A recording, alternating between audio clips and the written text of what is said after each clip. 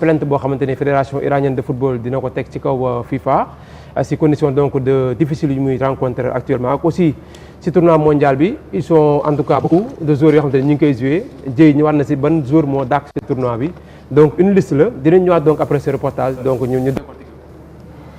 dal leen ak jàmm ci lu gën a fës ci xibaar yu ñu jagleel coupe du monde bi ñu koy dooree ak joueur bi nga xamante ne nag mi ngi jégalu ab taskatu xibaar bu mu jàppoon ne nag daf ko wax ak wax bu ñàkk teggin joueur boobu nag mi ngi tudd Abdoul Koudir Koussanov moom daat nay joxe ab maillot boo xamante ne daf ko dédicacé daat ci bind ab message di jégalu taskatu xibaar bi mu jàpp ne daf ko wax ay kàddu yu ñagas ci jogante bi nga xamante ne moo doon dox seen diggante ak Colombie wax ci yaayu Vozinha nag moom mooy gardien de but bu équipe bi di Cap-Vert léegi nag waa États-Unis daat nañ intervenir ngir yaayam daal di mën a ñëw foofee ca États-Unis moom nag jamono ji mi ngi ci yoon bi ngir fekk ji doomam bi nga xamante ne dafa fësoon lool ci jogante bu doxoon seen diggante ak Espagne jot nag ab ticket bi nga xam ne mi ngi toll ci $15,000 bu ñu paree foofu dañuy dem ca États-Unis ñoom nag gëj nañoo enchaîner ñaari victoire ci ab coupe du monde loolu gëj naa am ci atub 1930 ginnaaw nag ba ñu gagné seen match bu njëkk seen diggante ak Paraguay ñoom waa États-Unis ñu leen di xaar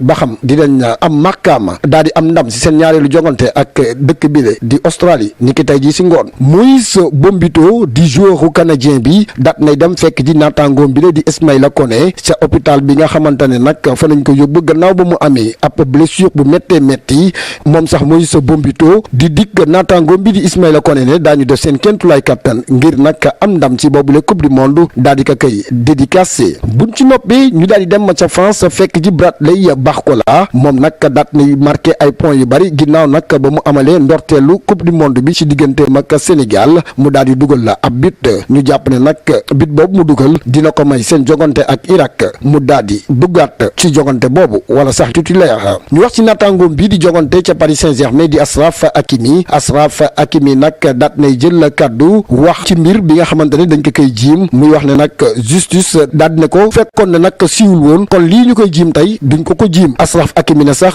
moom moo jël yoonu noppi ay ati at jàppoon ne nag mbir mi du yegg fii mu yegg te it defoon na confiance lool justice bi tey jii nag mbir mi jeexagul ndax waa cour suprême ba ci boppam ñoo génn ne Achraf Hakimi daañu ko jugé lu jëm ci wàllub yàqataan di wàllub viol la ci diir bi nga xamante ne nag ñi ngi waajal seen jogante ak dëkk bi di Écosse Achraf Hakimi daañu ko jugé ci mbirub viol loolu tamit moo fësaat ndax cour d'appel bu Marseille moom moo ko daal di confirmer ni ki tey jii ci ajuma bi daal di wax na nag défenseur bu Paris Saint-Germain bi dañ ko daal di yóbbu ci cour criminelle des Hauts-de-Seine foofee nag nañ nar a amal procès bi ginnaaw ay weer journal bi di ñu xamal ne sax Kylian Mbappé tudd nañ ko ci ñu war a témoigner. Iran nee na daañu porter plainte jëmale ko nag ci waa FIFA ci coupe du monde bi ndax seen dund ci coupe du monde bi metti na lool weesoo ay visa yoo xamante ne dañ leen ko bañ a jox gannaaw ba leen autorisé ñu daal di ñëw benn fan laata ñi amal seen i jogante waaye nag boo xoolee daanaka dañ leen a jalaxaat ñu daal di delluwaat ca Mexique ñuy wax ne mbir bu ni mel daanaka teguwut ci yoon fédération iranienne bi nag di ñaawlu condition yi mu jàpp ne amul benn nation bu dul Iran bu koy dund. record historique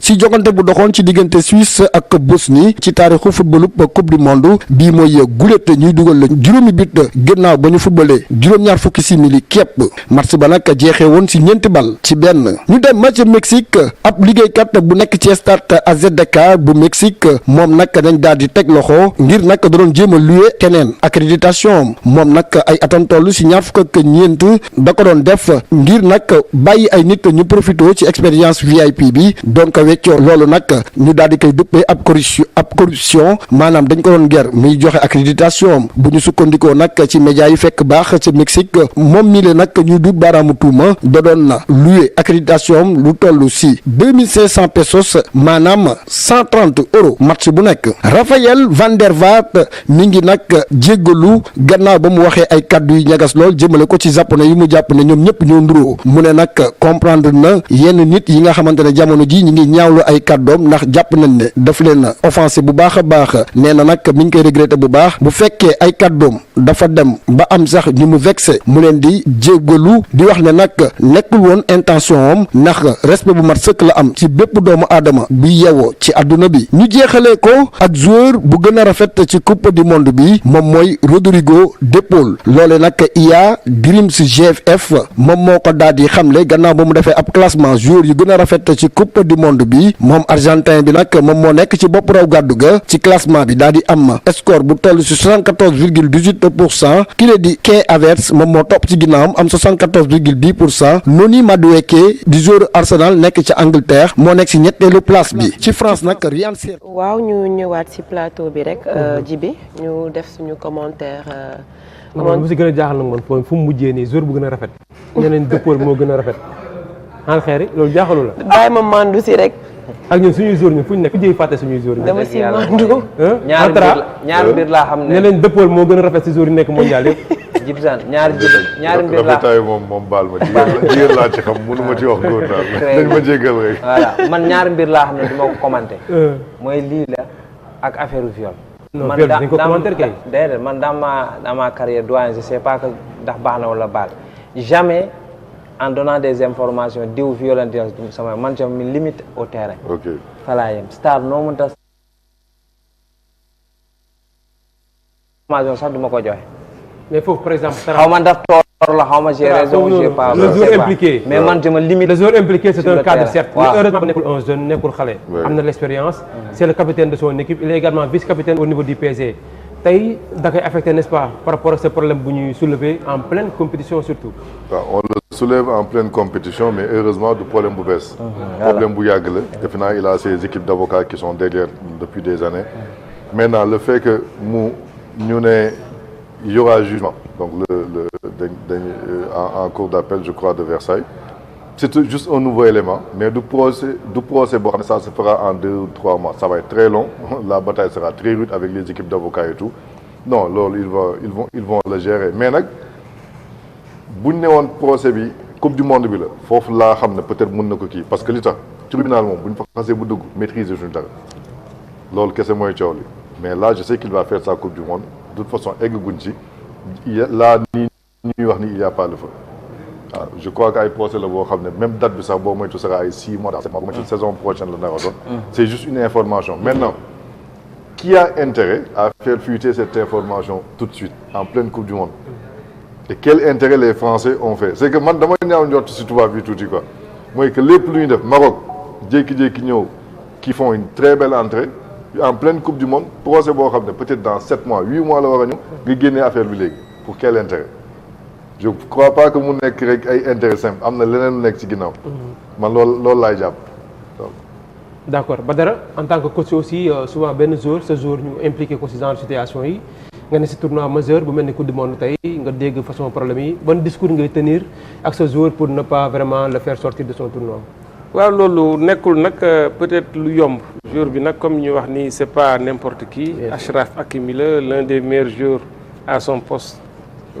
Au monde pare muy jouer dans un grand club di jouer dans une équipe comme le Maroc bi nga xamante ni effectivement coach wax na ko léegi def na une bonne entame de tournoi parce que match nul lañ def contre Brésil boobu vraiment dañu dominer sax Brésil ba ñëpp yaakaaroon ni que ñoom ñoo nekk place u Brésil su dee affaire bi tombé na nii alors que effectivement projet bi nekkul loo xamante ni lu kii la lu jàmp la donc des fois c'est day indi ay jiixi jaaxa mais par exemple tubaab bi même suñ ko defee xam nga tey dañ ni Mbappé dina si nekk comme témoin déjà moom je pense que su dee dañ bëgg a atteindre kii tamit nu mu tuddati Achraf Hakimi parce que Mbappé xaritam la donc loolu aussi mun na dem ba dugg si côté seen équipe bi quoi Mbappé parce que Mbappé vraiment soo xoolee relation yi mu am ak Hakimi ay relation fraternelle la day jógee France dem ba wala Espagne dem ba fële di ko seetaan donc c'est ñëwoon na sax def naa si Coupe d'Afrique bi di ko soutenir donc peut-être suñu yaakaaree ni kenn rek lay atteindre mun na atteindre keneen donc li ñuy wax rek ay du yem si bopp borom mais je pense que loolu muy Achraf Hakimi muy staffu Maroc bi je pense que war nañ ko mën a gérer yaakaar naa ni sax ma des fois mën nga def dara pour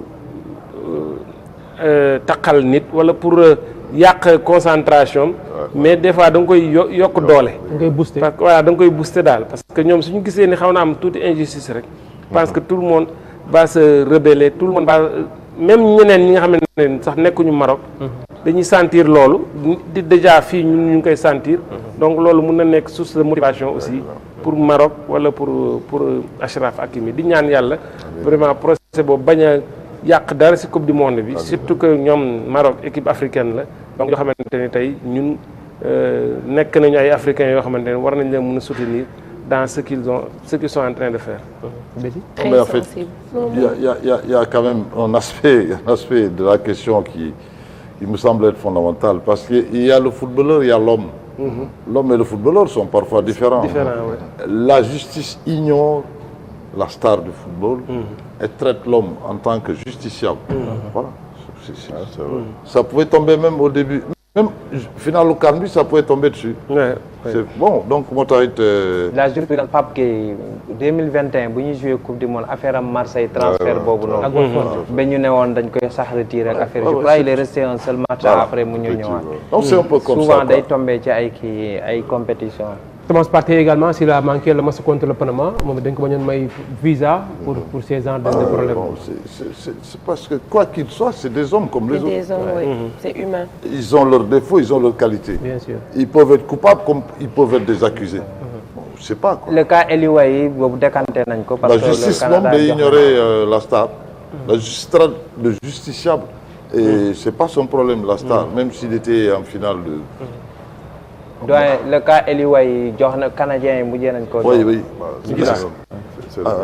Ça peut arriver, hein, il ça va peut arriver à suivre tout contre moment. Quoi. ma bàyyi la nga doxal rek. comme Ok. que baa ngi dem. donc léegi dañuy rester sax léegi si le match entre l'Écosse ak le Maroc. Le Maroc peut-il être la première nation africaine à valider son billet pour les 16e de finale Dabo? Ah ben c'est notre souhait hein, C'est possible, en tant qu'équipe africaine, si elle se qualifie, la première, après le Mexique bien entendu, enfin le Mexique n'est pas pays africain.